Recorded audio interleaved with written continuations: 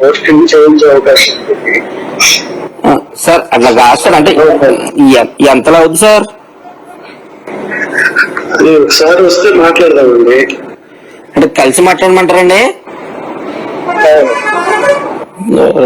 రేపు బయలుదేరామండి. ఎన్నింటికి రమ్మంటారు సార్? ఇష్టం, మీరు ఏ టైంకి అయినా రండి. సరే సార్. ఇప్పుడు మా చెల్లి కూడా కావాలండి. నేను ఒక్కడే, మా బావ నేను వస్తే సరిపోదు. మీ ఇద్దరైనా రండి, మీ ఒక్కరైనా రండి, ఆవిడతో ఏం పని లేదు. మీరే మాట్లాడి ఫైనల్ చేసుకుంటారు.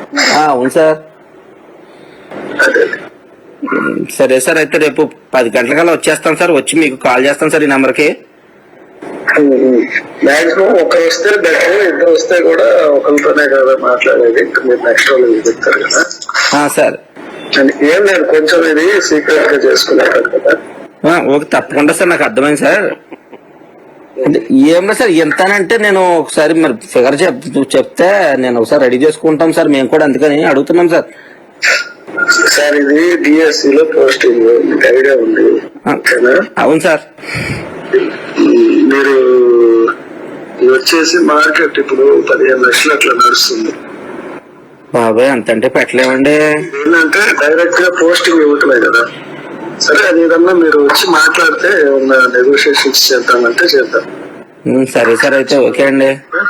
మాట్లాడతాను. ఓకేనా? అలాగే అండి.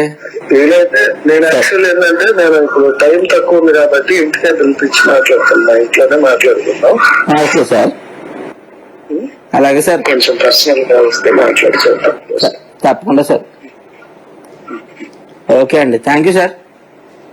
కొంచెం పర్సనల్ గా రండి, ఎవరితో ఇది డిస్కస్ చేసుకోవాలి. లేదండి, చెప్పిందండి మా చెల్లి చెప్పిందండి.